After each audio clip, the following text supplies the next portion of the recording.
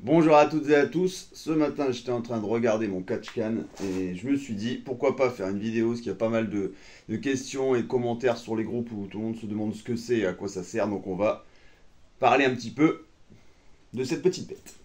C'est parti.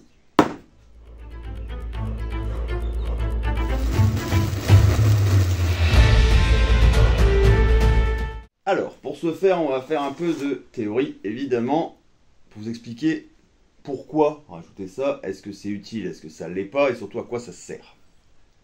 Sur les moteurs, vous avez sur les couves-culasses et sur les cache-culbuteurs, on le voit mieux sur les vieilles voitures. Vous prenez un vieux bloc, j'essaierai de vous mettre des photos. Je pense que je vais prendre des photos soit de la Mini, soit du Jeep, et je vais vous mettre ça en même temps que je vous l'explique.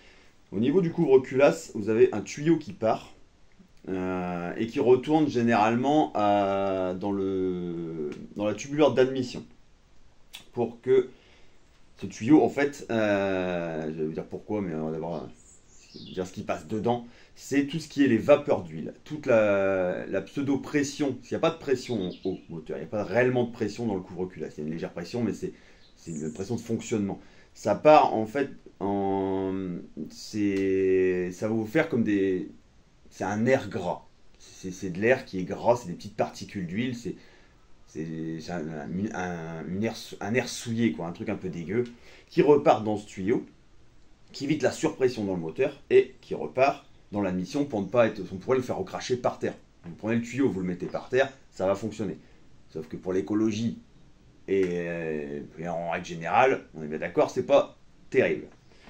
Donc c'est recraché dans l'admission et ça repart dans le moteur et c'est rebrûlé avec tout le reste.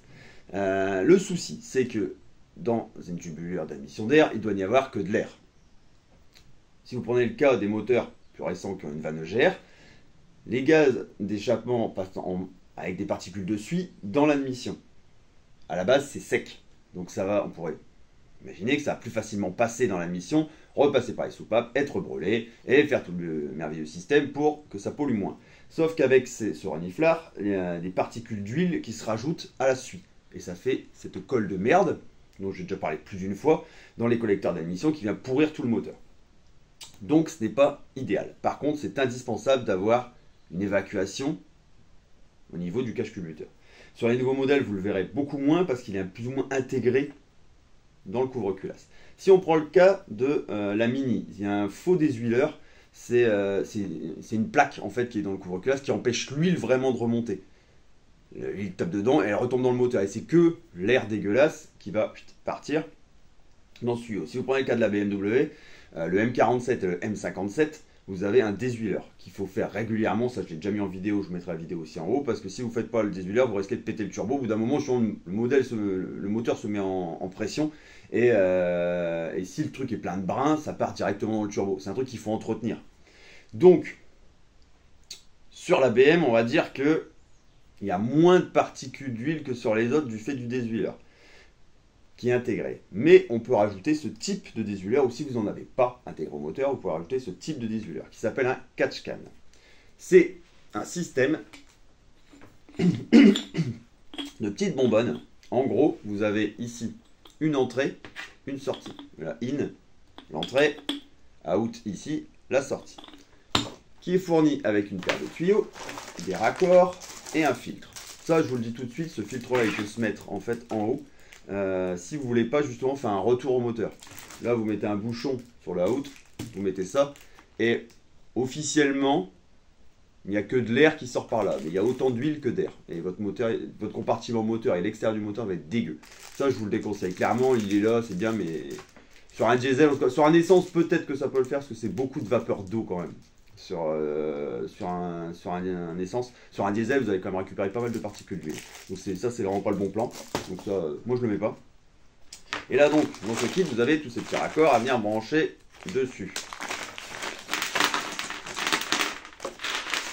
Vous voyez, par exemple, petit raccord qui vient ici, dévissez là, et ça. Visse-toi, toi, feignant. Ouais, c'est dimanche matin, même lui, il veut pas. Et vous avez ce tuyau, bon là, c'est une blague, hein. Un tuyau de 50 cm, pour en racheter du tuyau. Mais l'idée, vous branchez ça en sortie à la place de ce fameux tuyau qui repart entre le couvre-culasse et la mission d'air, vous rebranchez ça en sortie. Sortie moteur, le in, vous rentrez là-dedans. L'huile va officiellement se séparer du petit truc qu'il y a là. L'huile va rester là-dedans. Et l'air qui va repartir, qui ressort hop, par le out, vous le rebranchez cette fois-ci sur l'admission d'air. Et donc du coup vous avez un circuit qui fait que votre huile s'échappe du couvre-culasse, rentre là-dedans, reste dans le fond, c'est de l'air plus propre, il y a encore toujours des particules d'huile mais beaucoup moins, qui repart dans l'admission, et comme ça vous avez moins de merde dans votre collecteur d'émission, moins de merde dans le turbo, moins de merde dans l'intercouleur, moins de merde tout court. Donc beaucoup de gens disent que ça c'est totalement inutile, moi je trouve ça pas mal, et même d'un point de vue écologique, pour ceux qui ne veulent pas justement pourrir la planète, c'est quand même vachement bien. Ça évite de rebrûler de l'huile qui au final va faire des particules à l'échappement et de la pollution derrière. Là, l'huile, vous la retrouvez là-dedans. Et c'est infime. Vous allez avoir un petit pot d'huile et vous avez là, je crois que c'est sur ce truc-là. Ouais, vous avez ça pour faire le niveau. Une fois de temps en temps, quand vous vérifiez, idéalement, ça je le dis aussi, si vous verrez votre voiture, vous êtes censé vérifier les niveaux régulièrement, je vous conseille de le faire tous les semaines, tous les week-ends. Vous sortez le chien, vous allez faire le truc, vous allez voir le capot, clac, niveau d'huile, niveau d'eau, hop hop, un coup de lave-glace, madame elle est contente, elle fait pchit, ça marche, et c'est génial, ça évite les emmerdes. Le lave-glace, ça évite les emmerdes. Ouais. Surtout sur BM. BM, on fait le même son pour tous les problèmes. Tu démarres ta voiture, il fait -2, ping, tu dis hop, putain, ça y est, problème. Tu vois, non, c'est bon, c'est la température. T'as un problème de moteur, ça fait ding aussi. Sauf que si t'as plus de la glace, ça fait ding aussi. Et derrière, t'as les enfants qui disent on va tomber en panne. Non, non, non, c'est que le lave-glace. Mettez du lave-glace, ça évite les ennuis. Parce que sinon, quand après, ça râle. Bref. Quand vous mettez votre lave-glace, justement, vous vérifiez ça, vous prenez ça. S'il y a de l'huile, vous venez dévisser le schmilblick. Là, vous venez balayer ça dans un bidon que vous avez chez vous, si vous faites vos vidanges et vos trucs, et du coup vous allez à la déchetterie, hop là, vous lancez tout l'huile à la déchetterie et on n'en parle plus. Et ça vous évite d'avoir de la merde dans votre moteur. Donc il y en a beaucoup qui disent que c'est totalement inutile, que c'est du gadget, c'est du machin. Moi ça je trouve ça utile. Et je vais, je pense, le monter sur la 330 pour récupérer un maximum d'huile et éviter de remettre de l'huile dans mon collecteur d'admission. Voilà, si vous avez des questions, n'hésitez pas dans les commentaires. Si vous suivez pas la page Facebook, je vous conseille, ou même mon compte perso Facebook, qui est au même nom que la chaîne, je vous conseille de vous y abonner, de venir voir. Simplement, même si vous n'avez pas de venir voir, je mets pas sur la page, c'est en public, donc vous n'êtes pas obligé de suivre. Et vous verrez sûrement le montage de ça. Le montage, je le ferai pas en vidéo parce que c'est bidon. Hein. Je dis, c'est récupérer le tuyau du collecteur, venez le brancher en ligne, en sortie, et clac, vous remettez le truc. Voilà, il n'y a rien de fou, donc je le mettrai peut-être en photo, je mettrai des photos quand ça sera monté. Mais voilà, c'était plus pour démystifier un peu ce truc-là et que beaucoup de gens se demandent ce que c'est. Et au final, c'est un petit gadget, ça coûte rien, ça s'achète sur Amazon, il doit coûter 20 balles, 20-25 balles, donc il n'y a rien de fou. Et puis en plus, quand tu mets ça dans ton moteur, c'est de la gueule. Donc, bon. Bref, moi je dis, mettez des catch-can. Sur ce, je vous souhaite une bonne fin de journée, bonne bricole, et surtout, prenez soin de vous. Ciao!